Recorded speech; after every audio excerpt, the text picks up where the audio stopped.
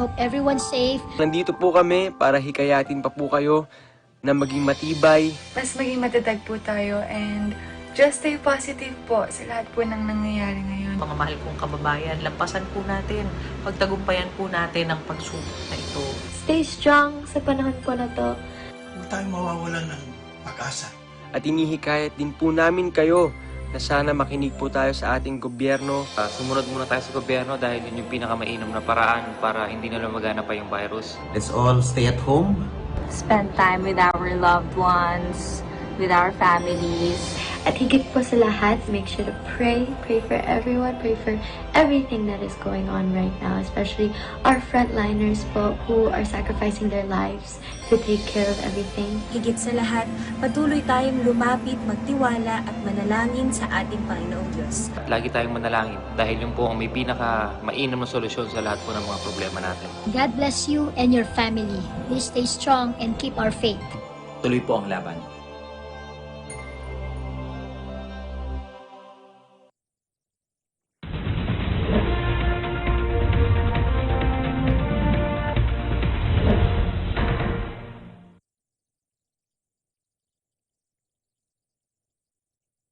This program is brought to you by SMC Infrastructure, building a better world. Bank of Commerce, an affiliate of San Miguel Corporation. We think customers.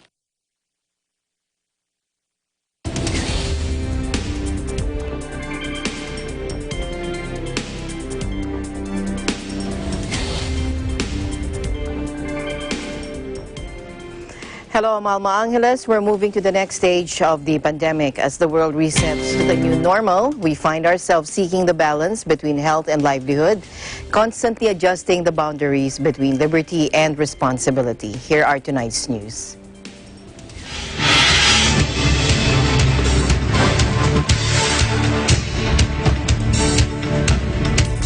President Duterte has offered a 30,000 peso reward for any information on officials involved in irregularities in the distribution of financial assistance to communities. The president made the announcement as he slammed a barangay councilor from Agustin in Hagonoy, Bulacan, Danilo Flores, for allegedly pocketing money from aid beneficiaries. Take a look. Kagaya nitong barangay Kagawad Danilo Flores ng Agustin, Hagonoy, Bulacan. Ang nakuha ka pa ng television na may ano doon, Grab, o not Grab, it's actually a nakuha ka na hinihingi mo. Mahirap na nga, ikaw may trabaho ka na, kagawad ka, kukunin mo pa yung pera ng mahirap. Daw sa 30,000, kung meron na daw pong natatanggap na reklamo yung ating mga, dito sa mga tiwaling local officials, and paano daw po i-validate yung sumbong sa mga tiwaling officials, baka daw po yung iba kasi kaaway lang yung barangay officials para makaganti at gusto lang kumubra ng 30,000.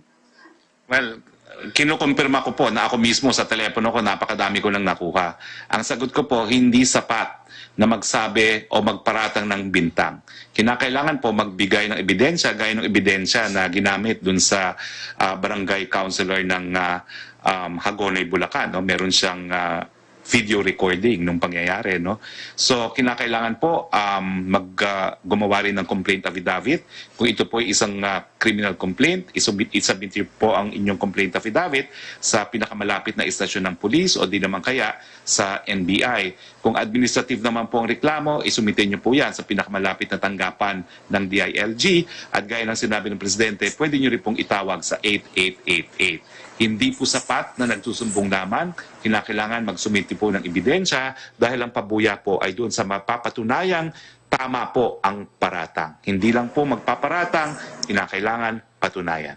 Well, kukunin siguro yung mga detalye. No? Wag po kayo mag-alala about your identity.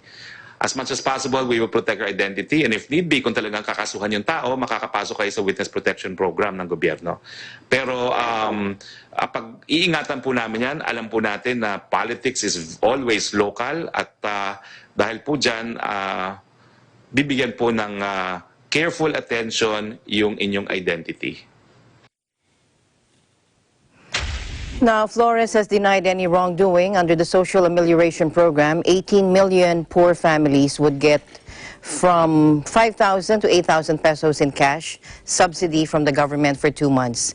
The government later announced around 3.4 million workers employed by small businesses affected by the community quarantine would also receive one-time assistance worth 5,000 to 8,000 pesos, depending on the minimum wage in their region following President Duterte's approval.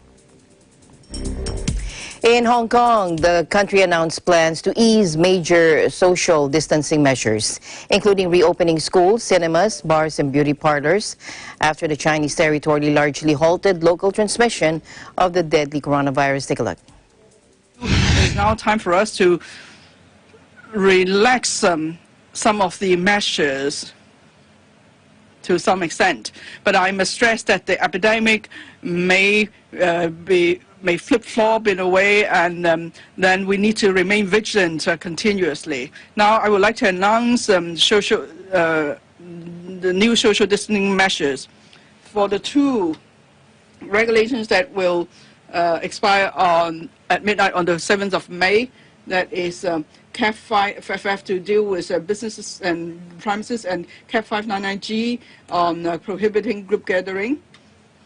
They will be extended by another 14 days to the 21st of May, but at the same time, we are going to relax some of the control measures. Firstly, for eating establishments, the maximum number per table will be relaxed from 4 to 8. All other requirements remained unchanged. That means people must wear the mask unless they're eating or drinking. And then the premises must provide hand sanitizers, and there must be a distance of at least 1.5 meters or suitable partitions, and then body temperatures must be taken.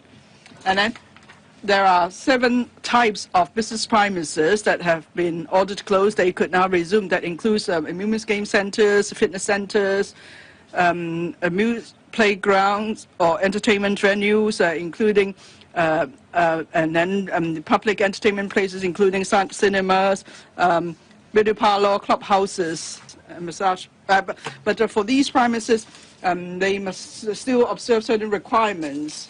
For example, under what circumstances they must wear masks, and when people come in, their temperature must be checked, and then hand sanitizers must be provided. And then there are other certain requirements specific to certain premises or trades. In the directions given by the Secretary for Food and Health, there will be details. I can give you 1 or 2 examples. For example, for cinemas, now they could resume business. As they sell tickets, there will be special arrangement. They cannot fill the entire cinema, for instance. And then for beauty parlors, when beauticians are carrying out treatment, there must be additional precautionary or protective measures. Thirdly, for bars and drinking premises that have all been ordered to close, or they could be housed inside a restaurant or an eating establishment, or we could be talking about a bar with a restaurant license. They could resume business, but they must observe even stricter requirements. For example, the number of people in the bar must be limited, and there cannot be any musical performances or dancing. And then fourth type of measures, for premises involving high-risk activities, they must remain closed for another 14 days. They include karaoke, bathhouses, party rooms, night entertainment places, and nightclubs. And then there's another measure on banning group gathering, that's Cap 599G. This morning at the Executive Council, it was agreed to relax the definition. So instead of 4 people in a group, there could be 8 people gathering in a group. all these measures will come into force at midnight on the 8th of May, at 00 hours on the 8th of May.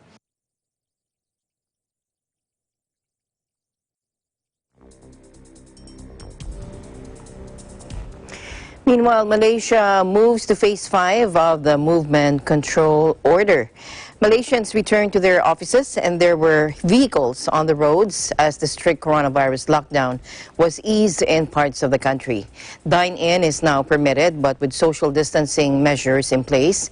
Some eateries and coffee shops in Pudu district decided to stick with takeaways. Malaysia imposed the MCO, or the Movement Control Order, to restrict domestic and international travels last March 18.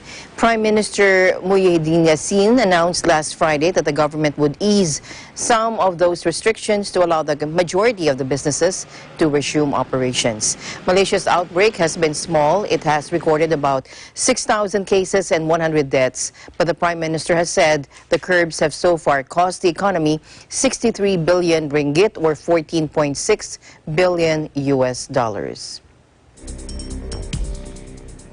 New Zealand Prime Minister Jacinda Ardern joined an Australia leaders meeting to discuss establishing a trans-Tasman bubble which would allow the two countries to lift bilateral coronavirus travel bans. At a press briefing, the Prime Minister said both stand to gain from allowing travel across the Tasman Sea to resume. Take a look.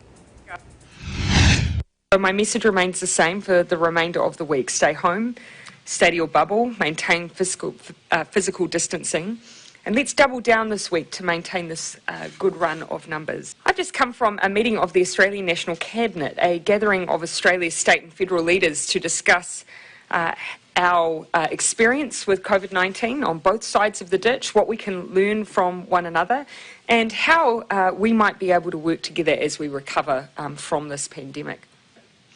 Australians and New Zealanders travel across the ditch more than they do anywhere else.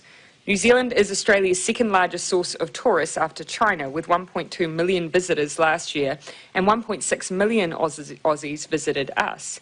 So we both stand to benefit from getting travel up and running again. There are a lot of similarities in the way that we have each tried to manage COVID and get on top of it and get back in control. And therefore, there's the same goals for both of us. Neither of us want cases of COVID coming between our countries. Neither of us would want the burden of that. So I think regardless of our future path, we'll be looking for ways to do it safely. That will be top of mind. The whole purpose of us discussing the possibility of having a bubble of sorts between us, a safe zone of travel, would be so that you wouldn't have to have a quarantine attached. I think everyone would acknowledge that it would be prohibitive. People just wouldn't travel if they had to stay on either side in quarantine for a 2-week period and have to do the same again when you return. But there is still a lot of work to be done before we can progress an idea like that, but it's obviously being floated because of the benefits that it would bring. Prime Minister Ardern said the 2-week quarantine periods both Australia and New Zealand currently impose on national arrivals or international arrivals would be mutually waived under the proposal. New Zealand, which eased a strict 5-week lockdown last week, allowing people to return to work, has confirmed 1,137 cases and 20 deaths. Parts of Australia also began relaxing lockdown rules over the weekend, with some regions allowing more outdoor activities and small gatherings as the country inched past 6,800 cases and reported 96 deaths. Most Australian states have gone several consecutive days with few or no new cases, while New Zealand confirmed just 1 new case on Monday. New Zealand's Deputy Prime Minister Winston Peters said a travel exemption granted to rugby league side Warriors who arrived in Australia on Sunday ahead of a resumed NRL competition showed a trans-Tasman bubble could work. In Thailand, a Yala, the province, lab test was found to be contaminated, and that yielded 40 cases to be false positives. That and more news from our EBC correspondent in Bangkok, Gila Pablo. Hello, Gila. Hello, Alma. Good evening. Good evening, Gila. Good to see you. Yes, it's nice to see you too. Yes. All right. Your updates So, for us? Yes.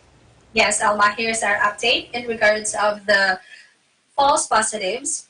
A second test found all 40 of the newly suspected COVID-19 cases in Yala on Sunday turned out to be false positives, as the Public Health Ministry has decided to run another test at its main lab to leave no room for doubt.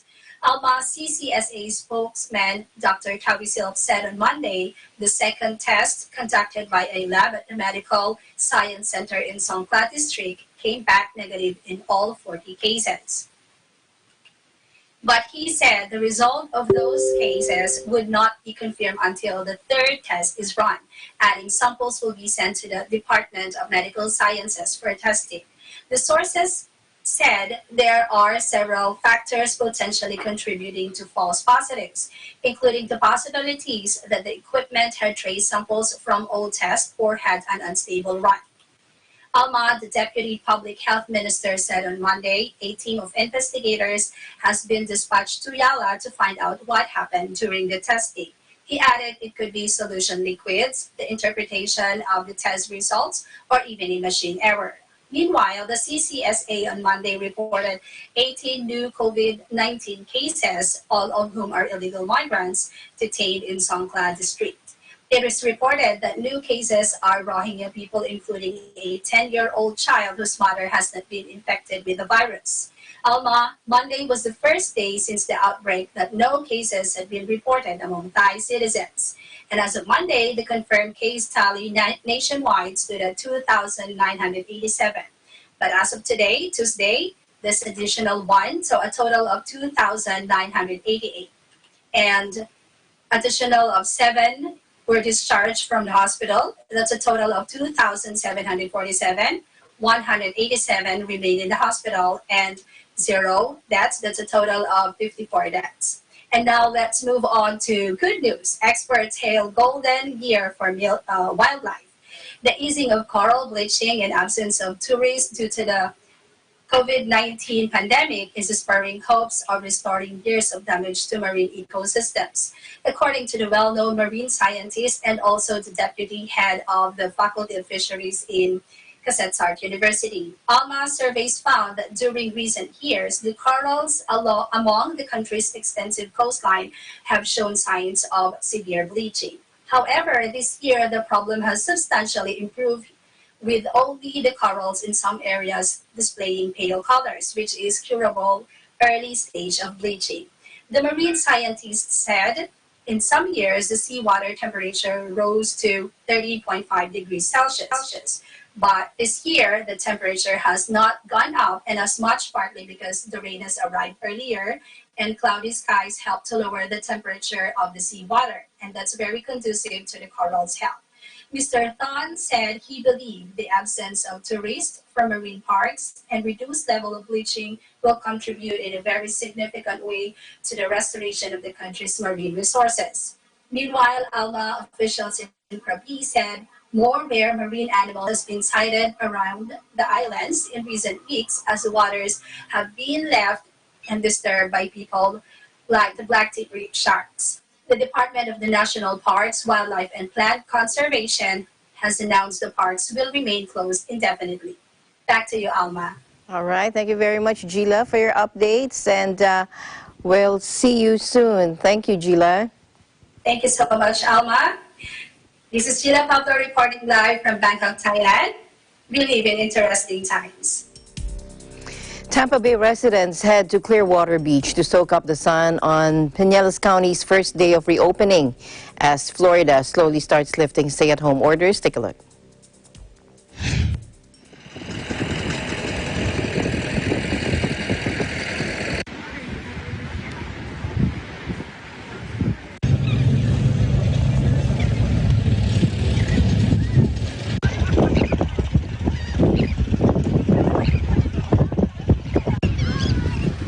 This is Clearwater Beach. It's our first day of opening the beach. It is open for recreation, fitness, all the sunshine you want.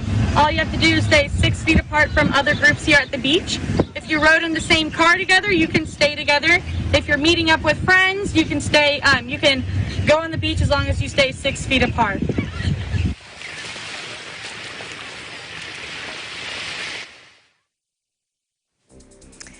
Meanwhile, UK has rolled out a new smartphone tracing app, and it's aimed at limiting a second wave of coronavirus. It'll be trialed on the Isle of Wight this week, and we have more from Ashley Espiritu to take a look. Hello, Ashley. Hi, Alma. Good to hear from you. There you go. Good to see you. Good to see you too. How are you? I'm good. So what are your updates for us, Ashley? Yes, so our update here, Britain was poised on Monday to roll out a new smartphone tracing app for coronavirus on an island off England's south coast as the country looks to ease a 6-week nationwide lockdown. The app, developed by state-run National Health Service, will be trailed on the Isle of Wight ahead of its planned rollout across Britain later this month. Let's listen in. The aim of Test, Track and Trace is to hunt down and isolate the virus so it's unable to reproduce. And crucially, Test, Track and Trace allows us to take a more targeted approach to lockdown while still safely containing the disease. Creating this system is a huge national undertaking of unprecedented scale and complexity. The app, which takes full consideration of privacy and security, has already been tested in closed conditions at an RAF base, and today I can announce the next steps. From tomorrow, we will begin to pilot Test, Track and Trace on the Isle of Wight, starting with health professionals and rolling out this week to all citizens. If you become unwell with COVID symptoms, you inform the NHS via the app. Other app users who you've had significant contact with in the last few days will then be sent an alert by the NHS along with advice about what to do. A test ordering function will then be built in.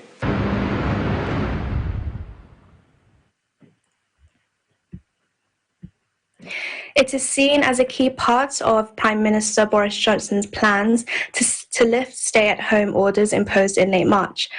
Health Secretary Matt Hancock announced the app would be available to the island's health professionals from Tuesday before being rolled out to all of the island's roughly 80,000 households later this week.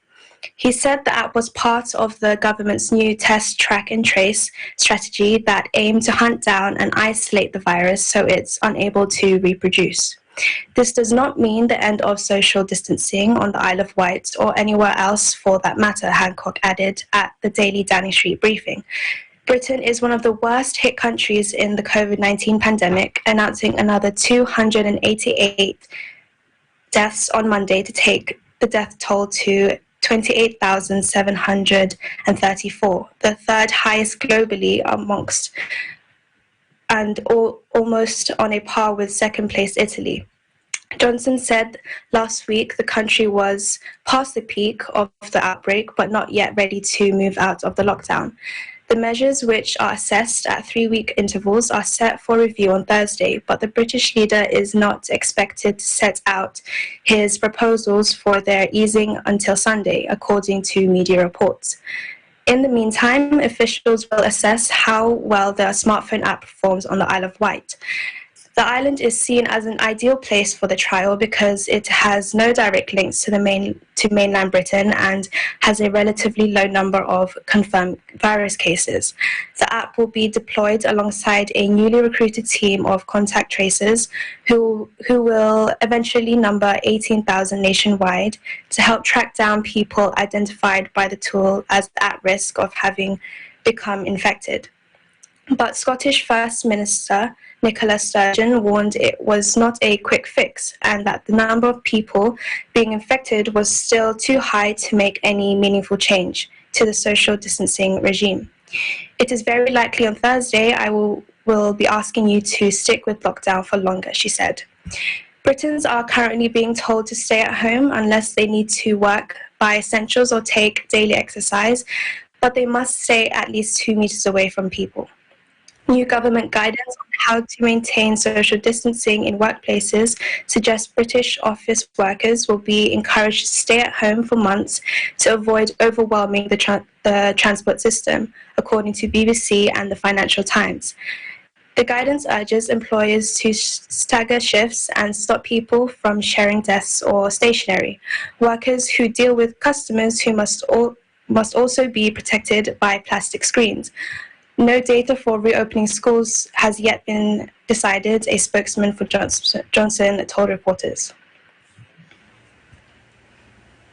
Okay, thank you very much, Ashley, for your time, and stay safe, stay healthy. We'll wait for more updates over there in the UK. Thank you so much for your time. You too, Alma. Thank you. I'm Ashley Spiritu, corresponding from London, England. We live in interesting times. Meantime, the World Health Organization said that Washington had provided no evidence to support speculative claims by the U.S. President Donald Trump that the new coronavirus originated in a Chinese lab.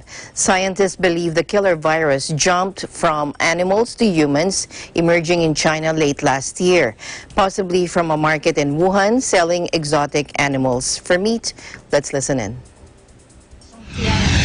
No, we have not received any data or specific evidence from the U.S. government relating to the purported origin of the virus. So,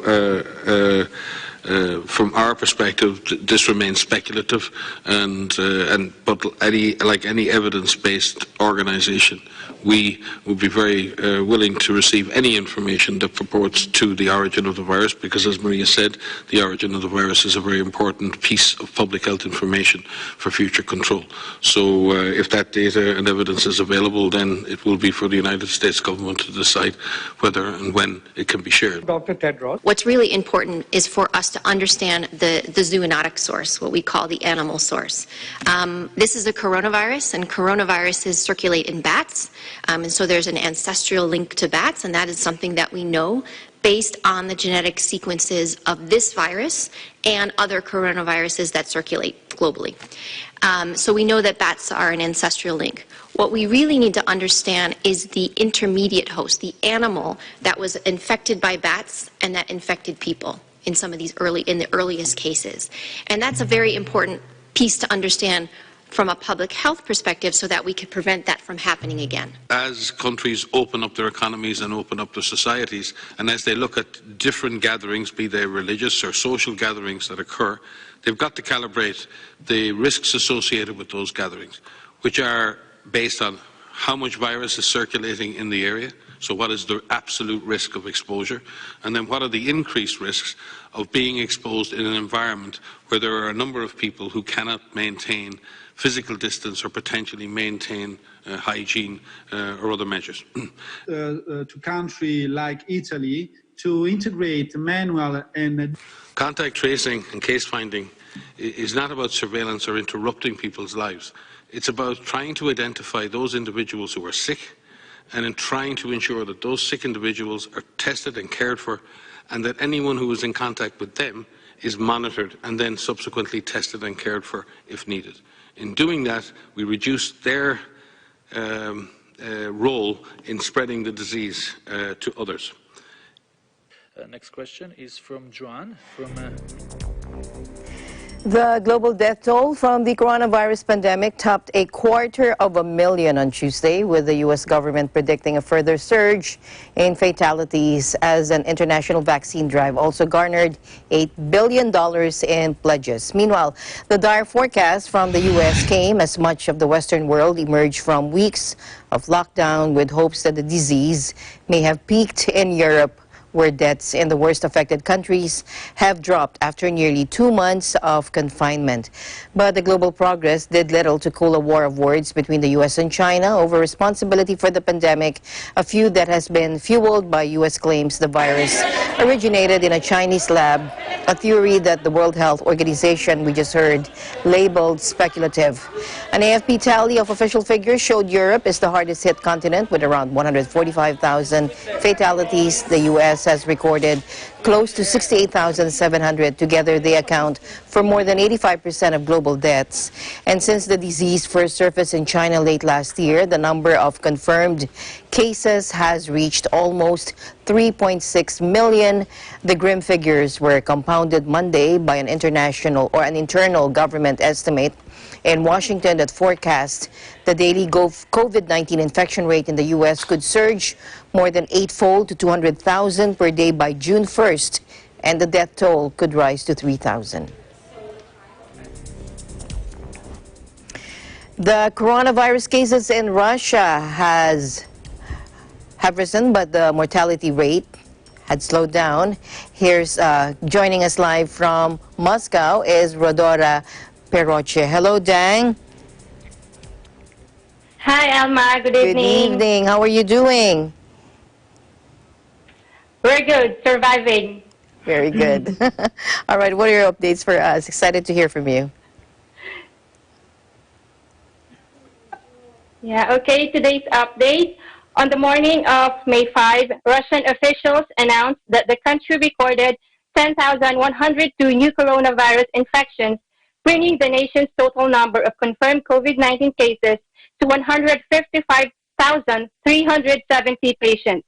Another 95 people reportedly died from the disease, raising Russia's total number of fatalities caused by COVID-19 to 1,451. As many as 19,865 people in Russia are known to have fully recovered from the disease. Russia says it's conducted more than 4.4 million coronavirus tests so far. President Vladimir Putin has ordered the nationwide lockdown to remain in place until May 11 inclusive, when Russia finishes celebrating its Labor Day and World War II Victory Day holidays. Moscow Mayor Sergei Sobyanin urged residents on Saturday to continue to strictly self-isolate over the long holidays. Sobyanin said there had been progress in expanding testing, allowing the authorities to treat those in need more quickly. But he said the number of critically ill patients was rising, though not as steeply as worst-case scenario projections. He said he thought 2% of Moscow, with a population of 12.7 million, had been infected. A Machia 1 TV station that the Moscow authorities might cut the number of digital permits issued for travel across the city if the situation worsened. Prime Minister Mikhail Mishustin, Russia's second most senior official after Putin, told the president on Thursday he had tested positive for coronavirus and was temporarily stepping down to recover. First Deputy Prime Minister Andrei Belyusov is now serving as acting Prime Minister in his absence. In the other news, 74 Russian military airplanes and helicopters flew over Moscow to rehearse for Russia's Victory Day celebration. The main event on May 9 will mark 75 years since the Soviet victory over Nazi forces in World War II, while the annual parade for this widely celebrated national holiday this year has been postponed due to the coronavirus. Muscovites will still be able to celebrate by enjoying the air show taking place right outside their windows. Back to you, Alma. All right. So, Dang, magsi-celebrate din pala ang Russia. Only, ano lang, yung airplanes and you can watch from your windows. Yes, as you said. So, tuloy pa din. Wala lang crowd, Yes, no? po. Okay. Thank you so much. Dang, kumusta naman po kayo dyan? How are you doing over there in Moscow? Okay naman po kami. We're good po. You're good? Okay. And supplies? How is everybody doing? The Filipino community? Kumusta po kayo? So kung food supplies po, Yes. okay naman po kasi the Philippine Embassy here took their initiatives naman po to provide yung mga ayuda po. They are giving us food, basic consumption, food po. Tsaka may mga ibang independent Filipino community here na tumutulong din po sa mga ibang mga kapwa Pilipino dito. So very good naman po. Very good. Sa grocery, nakakapunta naman kayo? Ay, opo. Nakakapunta naman po kami sa groceries. Hindi nga lang sa, ano ba to? Hindi sa in 1 week, pwede kami lumabas ng twice lang po. Tapos pwede naman pong bumili. And syempre, may mga precautions pa rin po that we need to wear mask and as well as gloves po. Pag pumupunta po kami ng mga groceries. Tapos sa grocery din, do you have enough supplies? Hindi naman nauubusan sa dyan, sa Moscow? To be honest po, hindi. Maraming supply. Kapag naubos ang mga supply sa groceries, napapalitan agad. Napapalitan agad. All right, Yes. thank you very much, Dang, for your updates. And we're following this story. And as we go along, syempre, we're excited to hear updates there in Moscow, Russia. Maraming salamat sa iyo. Mabuhay ka.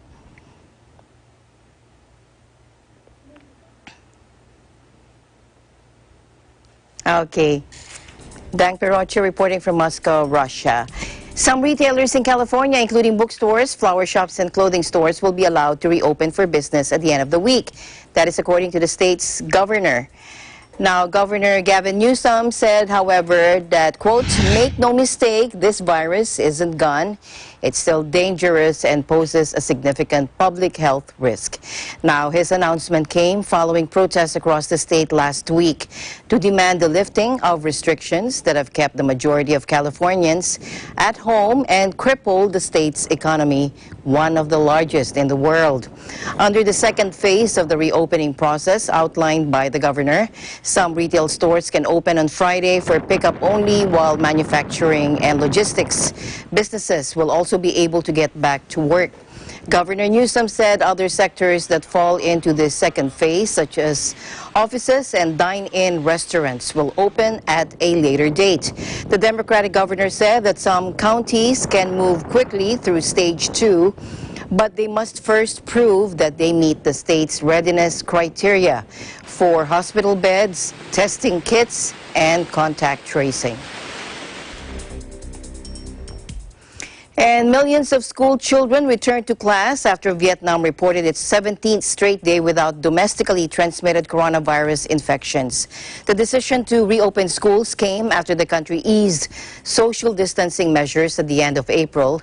And experts say a decisive response involving mass quarantines and expansive contact tracing were responsible for its apparent success in containing the disease.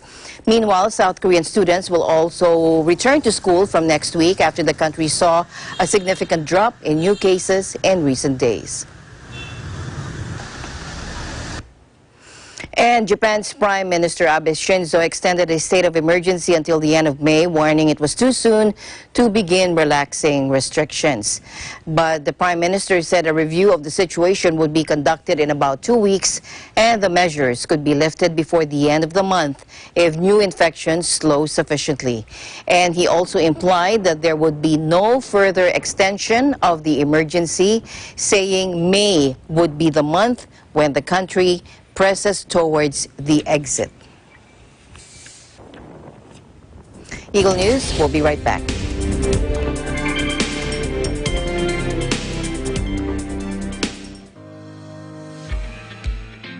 To date, SMC infrastructure remains at the forefront of Boracay Airport's modernization. The current and long-term developments include the construction of an international airport passenger terminal and the extension of the existing runway to better serve bigger aircrafts, providing tourists with world-class access to this slice of paradise.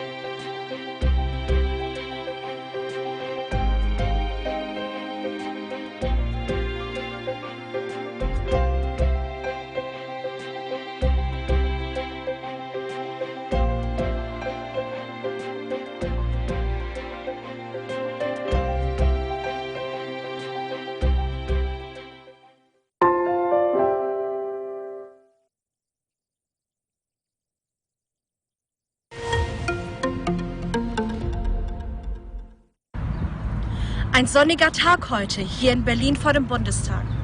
Ich bin Irene Juliet Arzadon und möchte diese Gelegenheit nutzen, um ein paar Worte mit euch zu teilen. An alle Menschen da draußen. In dieser Zeit lasst uns nicht vergessen, den Menschen zu danken, die ihr Leben für uns opfern. Sei es die Menschen, die im Krankenhaus arbeiten, in den Altenheimen sowie in den Arztpraxen, aber auch an die Menschen, die im Lebensmittelhandel sich befinden. Die Kassierer. Manchmal reicht es aus, um ihnen ein freundliches Lächeln zu geben. Denn die Menschen, die heute am Arbeiten sind, weil sie nicht so wie einige von uns zu Hause bleiben können, die sollten wir wertschätzen. Ihnen sollten wir unseren Dank ausrichten. Darum lasst uns noch mehr zusammenhalten, sie wertschätzen.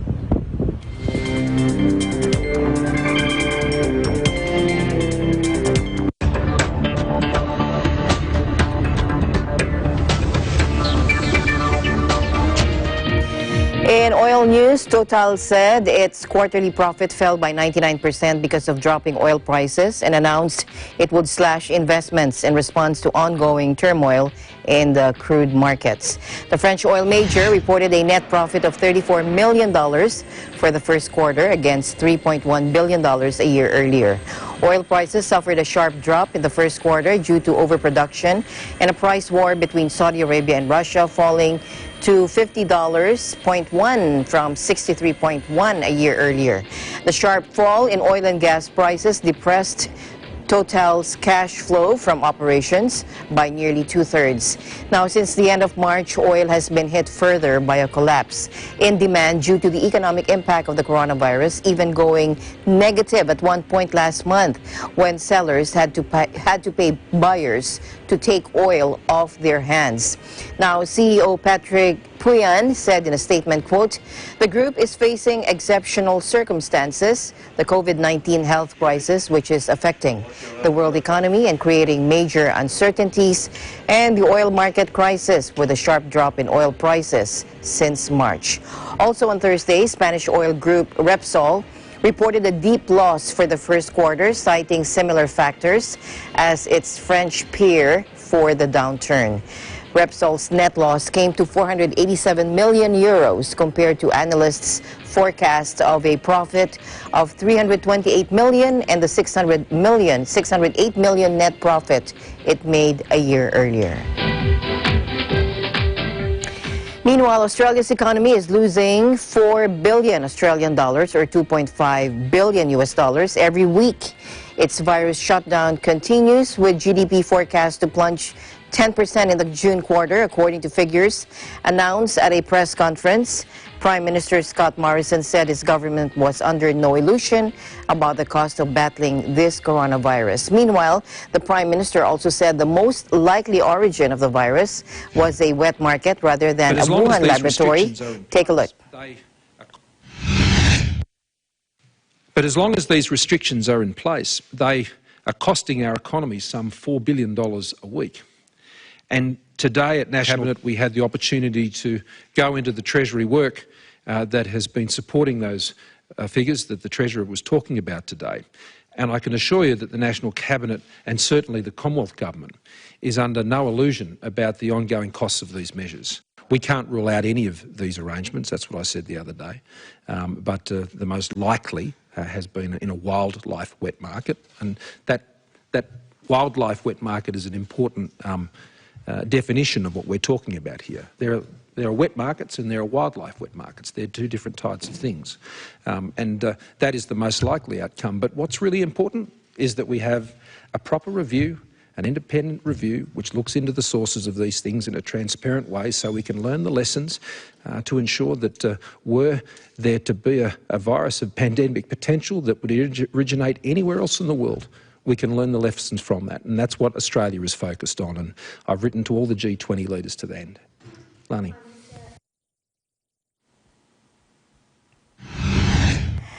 Meanwhile, Indonesia's economy grew in the first quarter at its slowest pace for almost 2 decades, and economists warned the coronavirus crisis would likely deal an even greater blow in the next 3 months. Southeast Asia's biggest economy grew 2.97% in January to February, the worst rate since 2001 and well short of the 5.07% in the same period last year.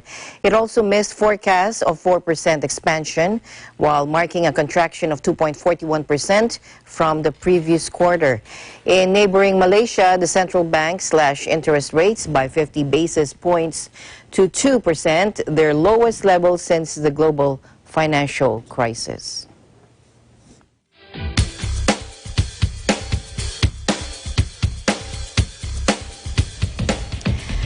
Hong Kong International Airport is applying new disinfection technologies, including autonomous cleaning robots to protect passengers and staff from the coronavirus infection. Take a look. Now, Hong Kong International Airport is testing this full-body disinfection channel facility dubbed Clean Tech in live operations.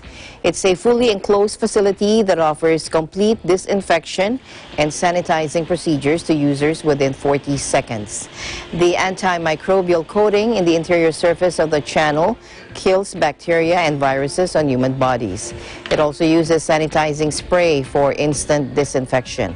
The facility is currently designated for use by staff involved in public health and quarantine duties at the airport in relation to arriving passengers.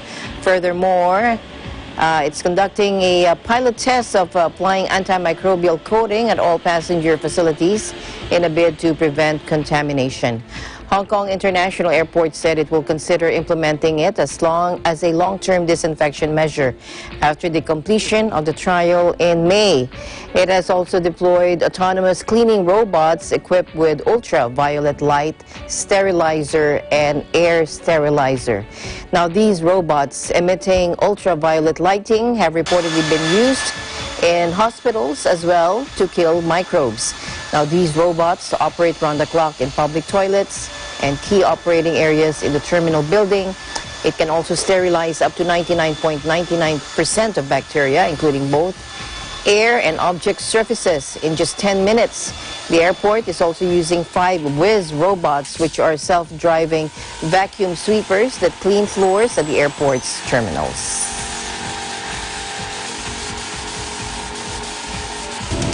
Eagle News will be right back.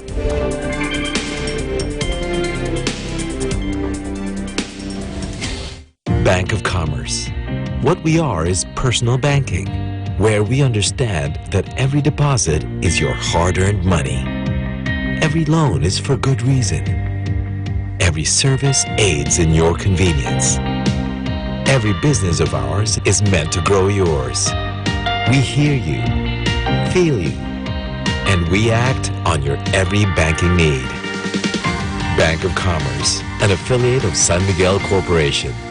Mula noon hanggang ngayon, gabay natin ang MTRCB ratings sa matalino at responsableng panonood.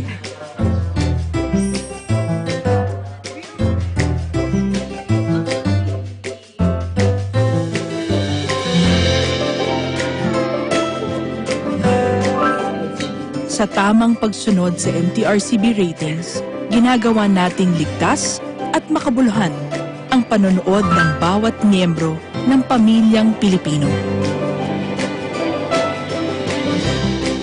Lumipas man ang panahon, hanggang may pamilyang Pilipino, andyan ang MTRCB.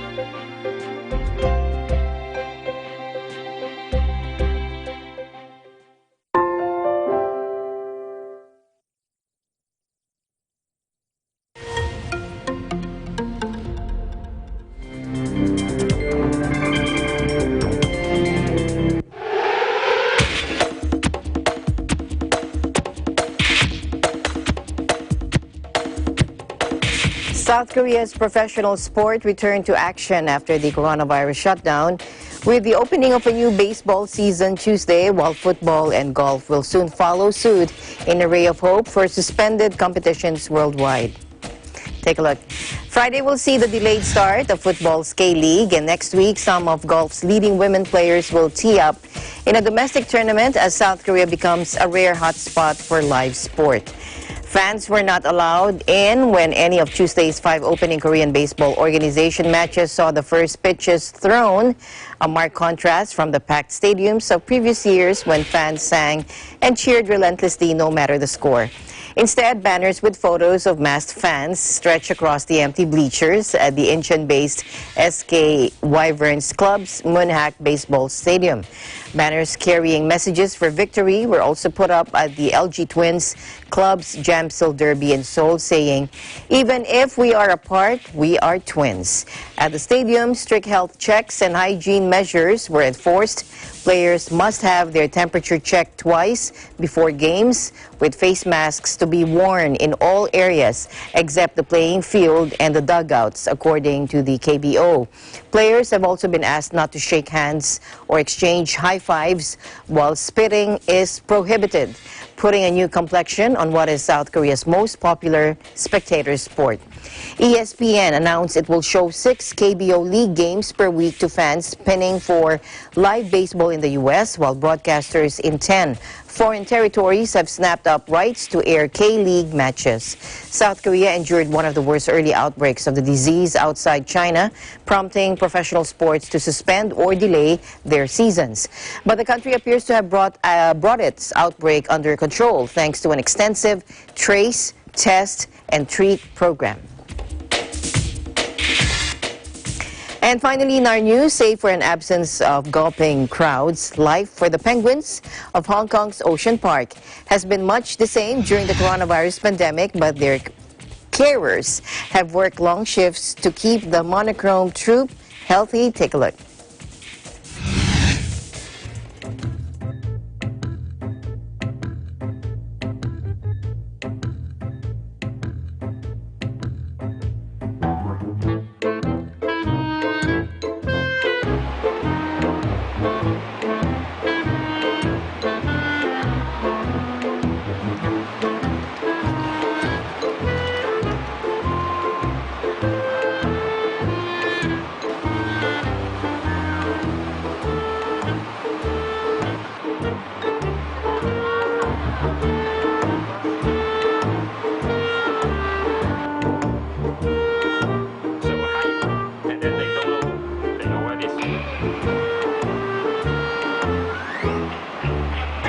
Don't need to stimulate the gas part. If the guests are here, certainly they got more interaction with the guests through the window. But without the guests, we can still do the job by our trainer. We do more interaction and more enrichment section with the penguin inside the exhibit, so they still have a fun time.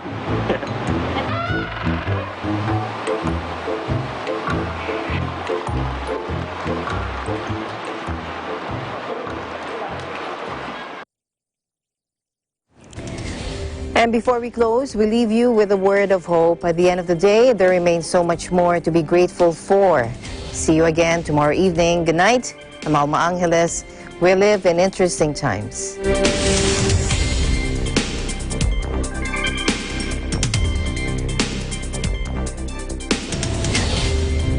This program was brought to you by SMC Infrastructure, building a better world.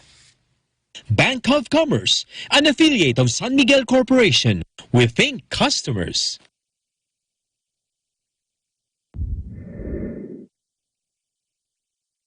Huwag ka nang malungkot, aking kaibigan, sa mga nangyari na di mo inasahan.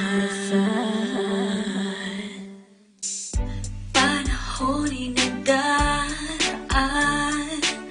lalo ka lang nahihirapan. Kapos sa yaman at may karamdaman, may takot ang iyong puso't isipan, naiisip, nag-aalala, nalulungkot sa iyong buhay.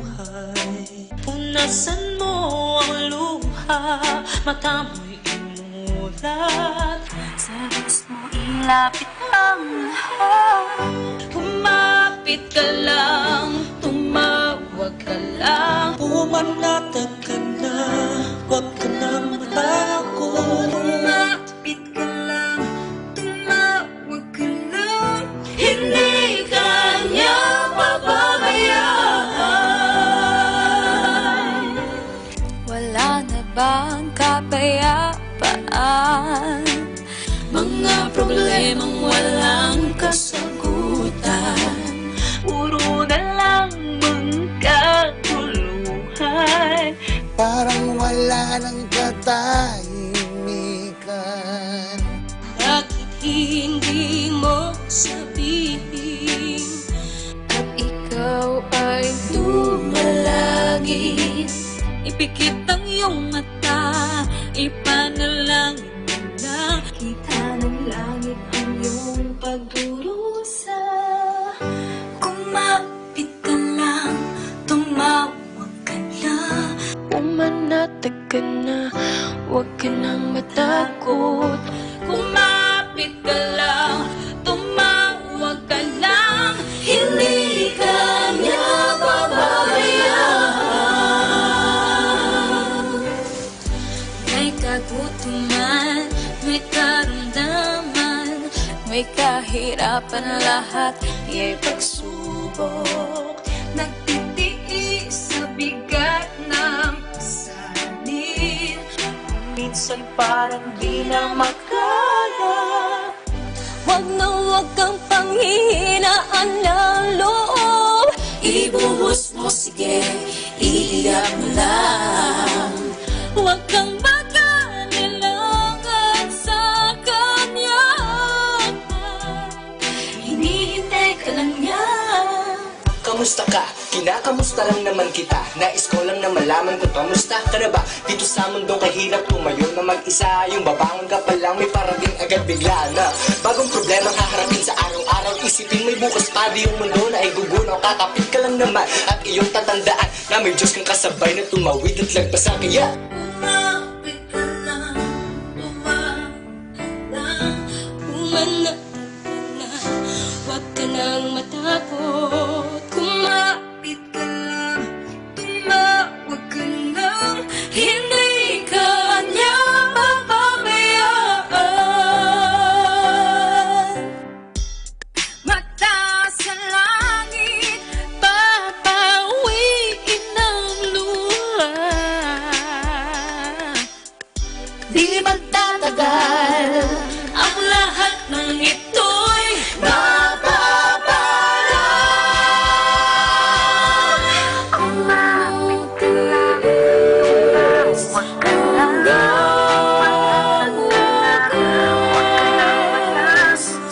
Huwag ka nang malungkot, aking kaibigan. Sa mga